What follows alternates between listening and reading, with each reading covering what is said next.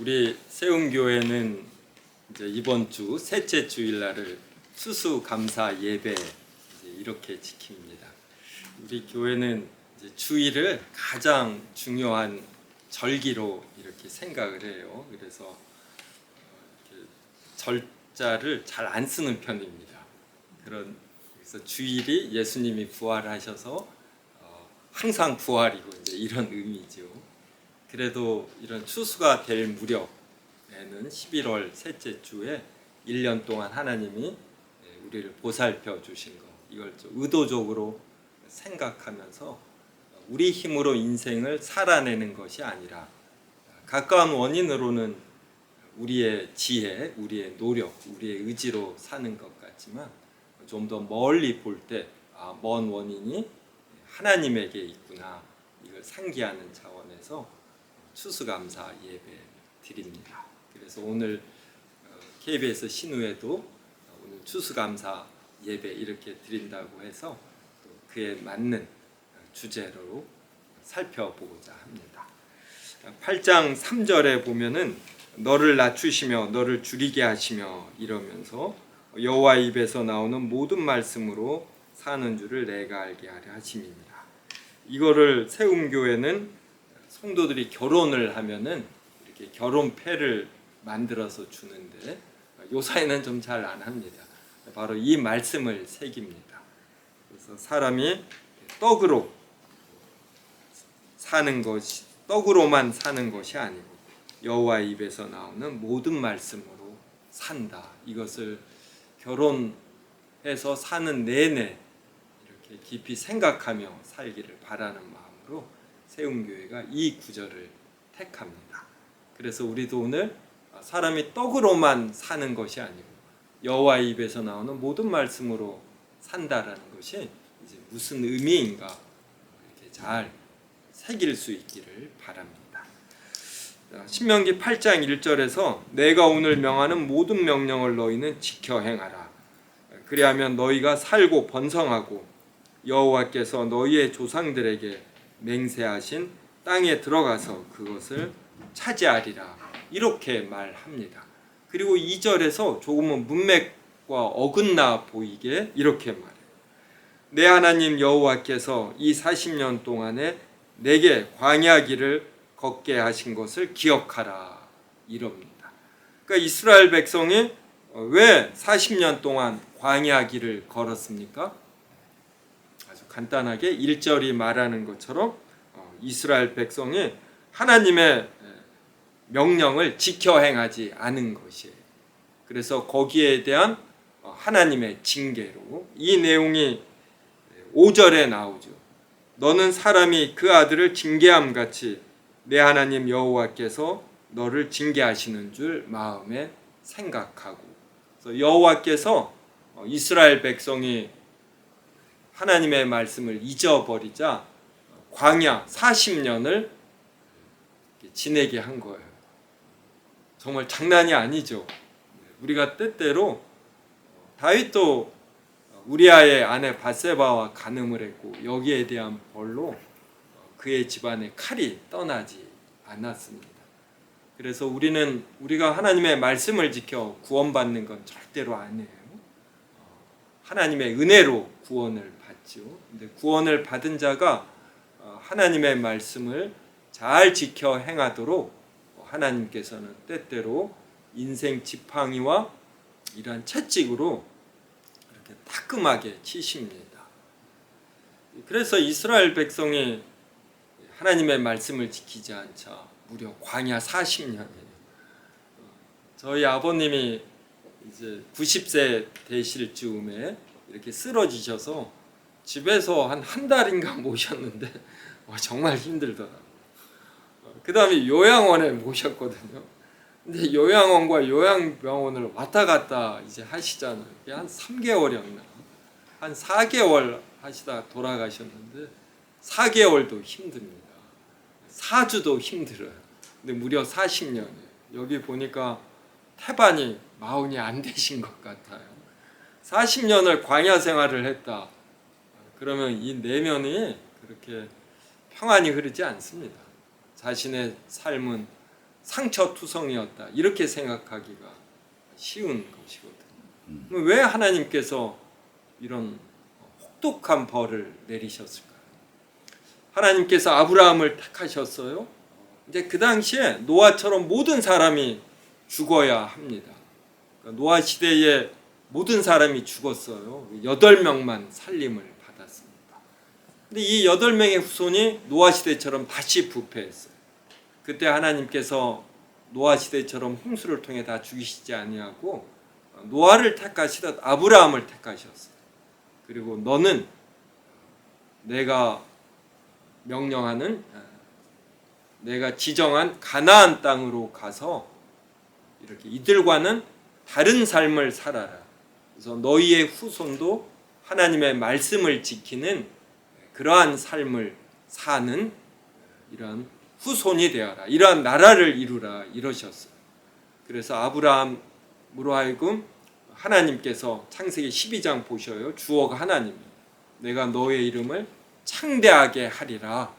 하나님께서 아브라함을 택하셔서 이걸 하나님의 의지로 이루시는 것입니다. 그리고 나서 하나님이 그래서 후손을 주셔요. 이삭을 주시고 야곱을 주시죠. 그리고 야곱의 때에 요셉이 애굽의 총리가 되는 것으로 야곱의 모든 후손이 애굽으로 갑니다. 그리고 그곳에서 400년을 지내면서 60만 대군으로 자라죠. 그럼 이 기간 동안에 이스라엘 백성은 우리가 이 땅에 태어나 사는 이 인생의 의미와 가치와 목적이 무엇인가 이걸 생각하는 겁니다. 이게 사람의 의미예요. 여기에 있는 KBS 신우 회원들도 우리가 왜 인생을 사는가 그럴 때 바로 이걸 생각하면서 내가 왜 하나님을 믿는가, 하나님 앞에서 성공한 삶은 무엇인가, 우리는 이 생각을 늘 하며 사는 것입니다. 그리고 이것을 알면 이게 감사함의 근거가 되는 것이에요. 그런데 사람들은 이게 좀 어렵잖아요.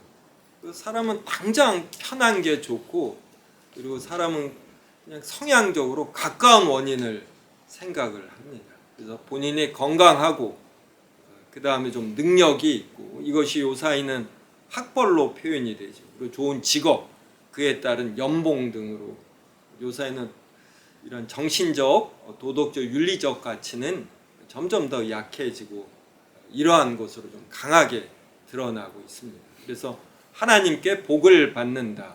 하나님 앞에 무엇을 감사할까 할 때 현재 나의 경제 형편이 괜찮은가? 내 나이에 맞는 내가 30 전후라든지 35살 전후라면 아주 멋진 연애를 하고 결혼을 하는가? 또 자녀를 낳고 자녀가 좋은 대학과 좋은 직장에 가는가?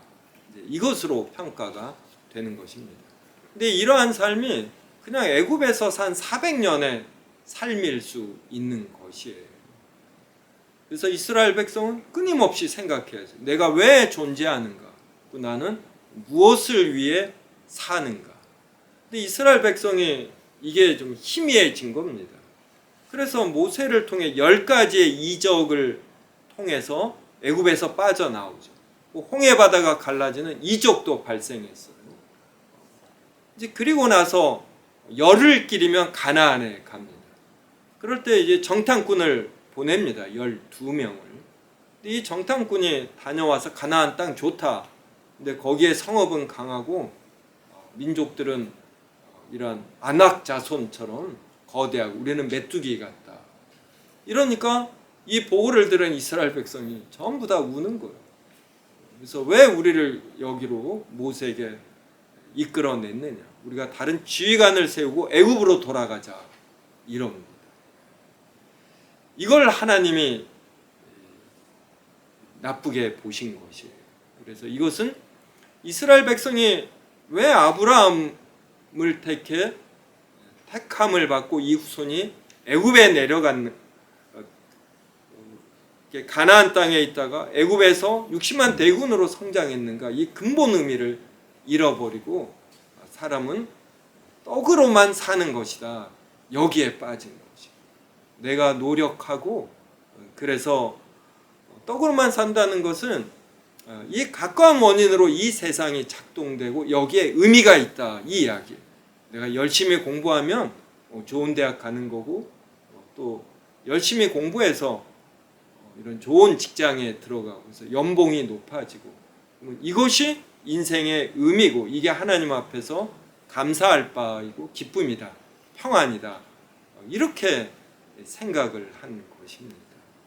그래서 자신들이 왜 아브라함의 후손이 되고 애굽에서 나왔는가 이걸 잃어버린 것이.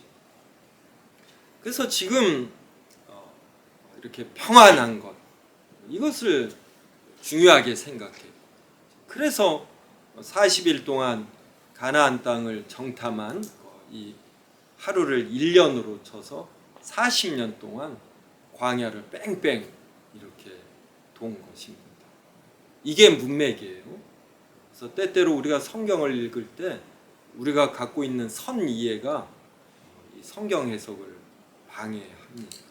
그래서 1절에서 2절로 넘어가는 문맥을 그래서 이 문맥은 성경 전체가 문맥이 되는 거예요. 그리고 이 성경 전체의 문맥은 하나님은 창조자이시고 우리는 피조물이다.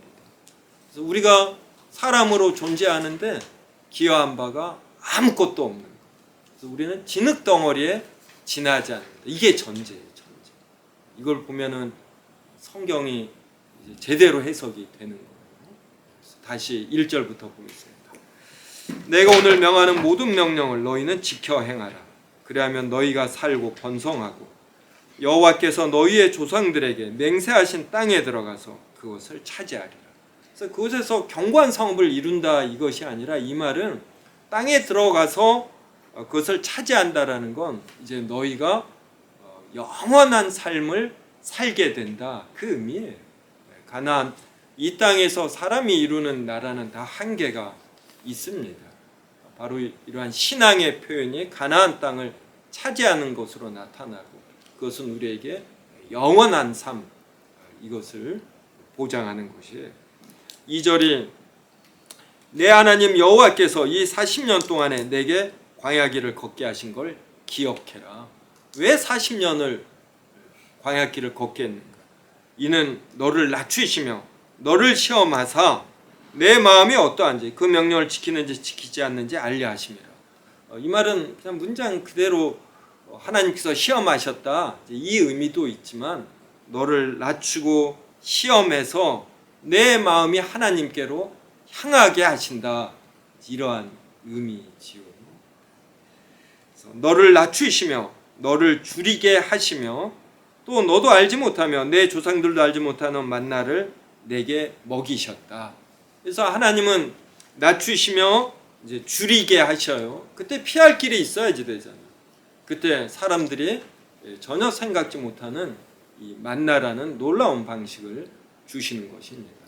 그래서 낮춤과 또 만나와 같은 이적과 같은 놀라운 방식을 통해서 사람들로 겸손케 하는 거예요. 그래서 내가 노력하고 내가 행하지만 내 힘으로 사는 것이 아니구나. 떡으로만 사는 것이 아니구나. 그러니까 내가 자유의지를 가지고 주권적으로 다 행하는데 그것보다 더 높은 차원에서 하나님께서 행하시는구나. 이걸 나타내는 것이 여호와의 입에서 나오는 모든 말씀으로 산다. 그래서 여호와의 입에서 나오는 모든 말씀이나 성경 말씀이라는 뜻도 되고 여호와의 능력이다 이런 뜻이 되는 것이에요. 그래서 우리는 가까운 원인밖에 몰라요. 하루 일을 알지 못합니다. 다 하나님의 이 큰 섭리 속에 있는 것이죠. 그래서 우리는 여호와 자체를 기뻐하는 것입니다. 그래서 여호와의 명령을 지킨다라는 것은 여호와의 명령은 하나님의 이 속성, 하나님의 영원한 성정이 이렇게 반영이 된 것이에요. 그래서 여호와의 명령은 우리를 올가매는 것이 아니라 여호와의 이 속성이 반영되었기 때문에 이대로 살 때 우리의 내면이 기뻐하고 그리고 긴 시간 속에서 하나님께서 우리를 지키시며 높여주신다. 이러한 의미입니다. 그래서 4절에 이 40년 동안에 내 의복이 헤어지지 아니하였고 내 발이 부르트지 아니하였느니라. 광야에서는 이런 걸 구하기가 힘들잖아요. 의복, 그다음에 굶지도 않았다. 그래서 하나님께서 너희를 낮추시면서도 너희에게 기본적으로 먹을 것과 입을 것 이러한 거 주신다. 그래서 5절이 너는 사람이 그 아들을 징계함 같이 내 하나님 여호와께서 너를 징계하시는 줄 마음에 생각하고. 그래서 이스라엘 백성이 아닌 다른 민족, 가나안 민족 같은 경우는 그냥 멸절이 돼요. 이걸 진멸이라고 하거든요. 우리가 인본주의적 관점으로 생각하면 하나님께서 이렇게 하신 이게 이해가 안 됩니다. 그래서 진보주의자들은 이런 걸 받아들이기가 힘들어요. 이런 노아의 홍수 때 모두 죽이시고 8명만 살려주는 거. 특별히 구약시대 이스라엘 백성만 하나님의 자녀로 택하시는 거. 이걸 이해하려면 하나님은 창조자이시고 우리는 그냥 흙이에요. 흙. 그러니까 무 자체인데 우리가 이런 생명을 가진 겁니다. 우리 신우회 여러분 중에 나는 사람으로 태어나겠다 이렇게 강한 의지를 갖고 이 자신의 능력으로 태어나신 분 아무도 없네요. 여러분 이런 생각 해보셔요. 기독교인이 된다라는 것은 이렇게 근원적인 생각을 한다는 겁니다. 이 근원적인 생각이 되어야만 자신의 이 신앙생활에 어떤 그래도 좀 일관성이 있어요. 근본 방향에서 흔들리지 않습니다.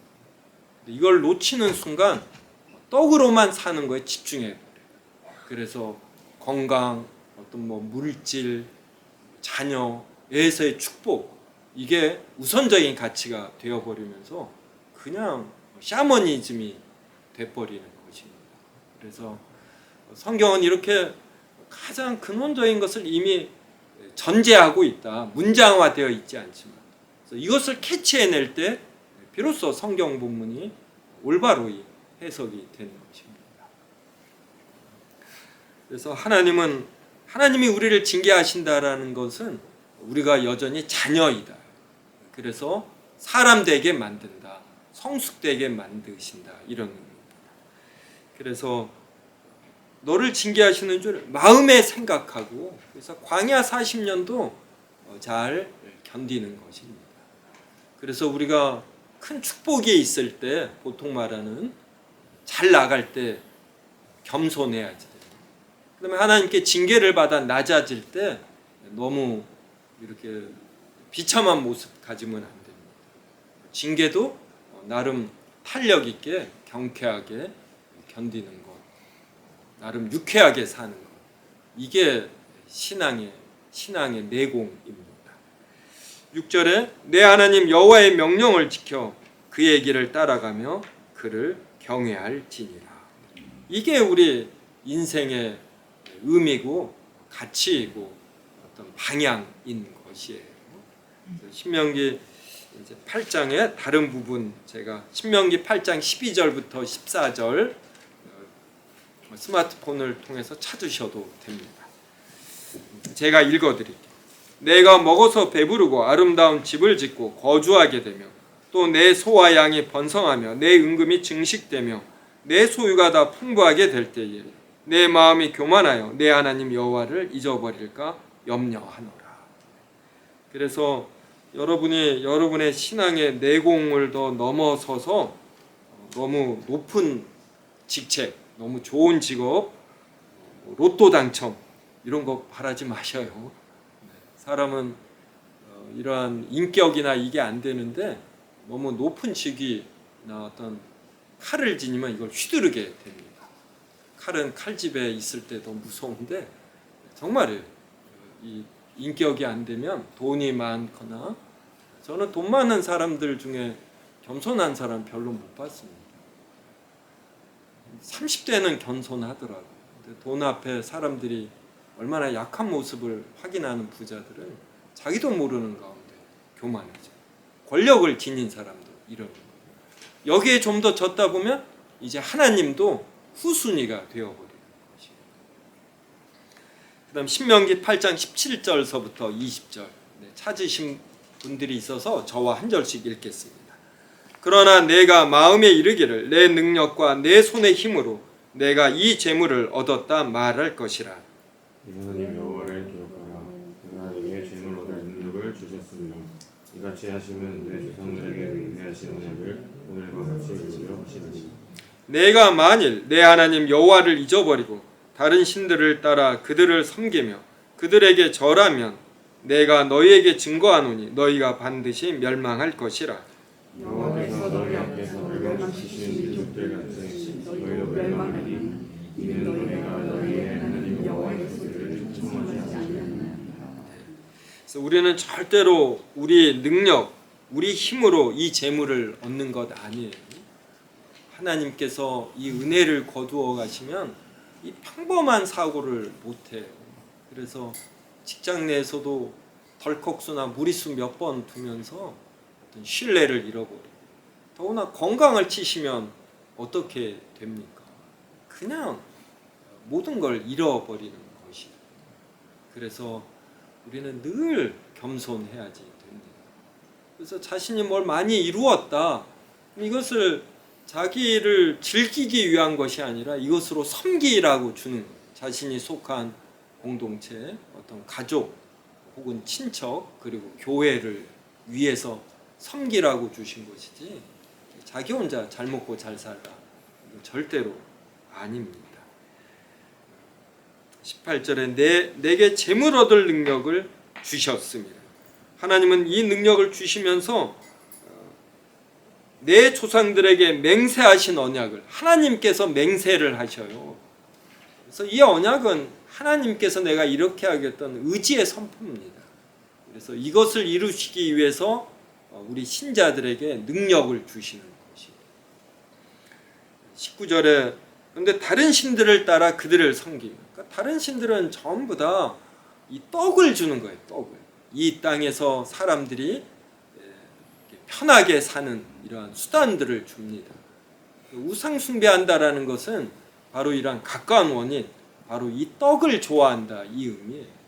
그래서 하나님을 제일 원인으로 거부하고, 그리고 인생에서 무엇이 가장 아름다운가, 이 감각을 잃어버리는 것입니다.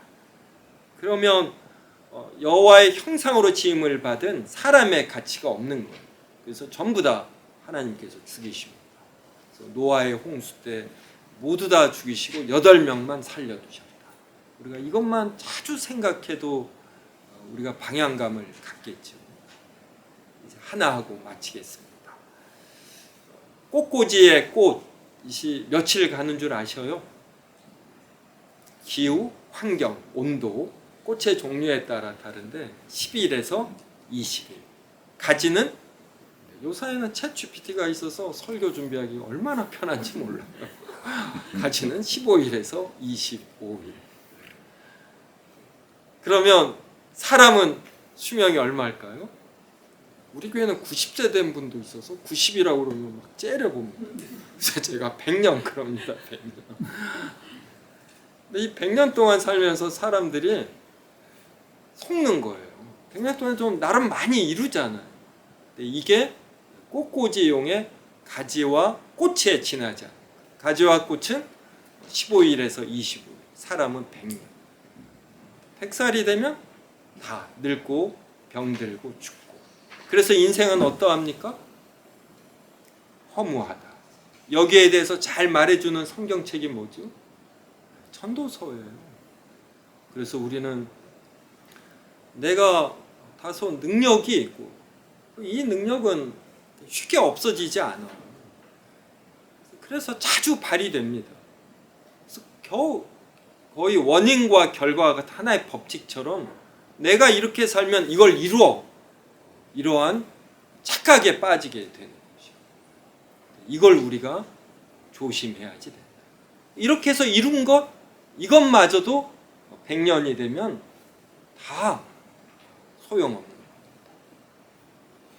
인생이 정말 허무하다라는 거, 이런 이제 가을 낙엽 같은 거 보면서 우리가 뼈저리게 깨닫고, 그래서 이 방향감, 올바른 방향감을 갖고 하나님이 주신 재능으로 하나님의 영광을 위하여 사용하고 공동체를 위하여 사용하고 이것이 나에게 재물을 주지 않고 높은 승진을 주지 아니하고 해도 내가 행하는 이 자체에서 하나님을 즐거워하는 것, 이게 신앙입니다.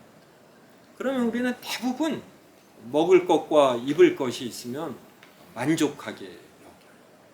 어떤 이런 명절 연휴 때 3박 4일 4박 5일 여행 가서 호텔에 있는 거, 이거는 편안한 겁니다. 편리한 거죠. 평안은 없어요. 평안은 스마트폰 갖고 자기 방에 있으면 편안하잖아요. 그렇다고 진정한 만족, 평안, 기쁨은 없는 것이죠. 여호와의 말씀을 지키며 여호와를 즐거워하면 어떤 상황에서도 기본적인 만족, 기쁨, 그리고 어떤 상황도 견뎌내고 버틸 수가 있습니다. 올바른 방향감을 가짐으로 하나님을 크게 즐거워하는 신우 회원분들이 되기를 주님의 이름으로 기원합니다. 기도하겠습니다. 하나님, 오늘 또 KBS 신우 회원들, 또 바쁜 직장 생활 중에 그리고 자기의 마음을 빼앗는 여러 사건들, 이러한 일들이 있을 터인데 이것들 제쳐두고 이렇게 예배드리게 하시니 감사하옵나이다. 여호와의 힘으로 이 문제를 해결하기 위하여 이곳에 나오기도 하지만 근본적으로 사람이 무엇을 위해 살고 인생에서 무엇이 제일 가치 있고 아름다운 것인가, 이 방향감을, 이 감각을 더 강하게 갖기 위하여 또 예배에 오게 하여 주시옵소서.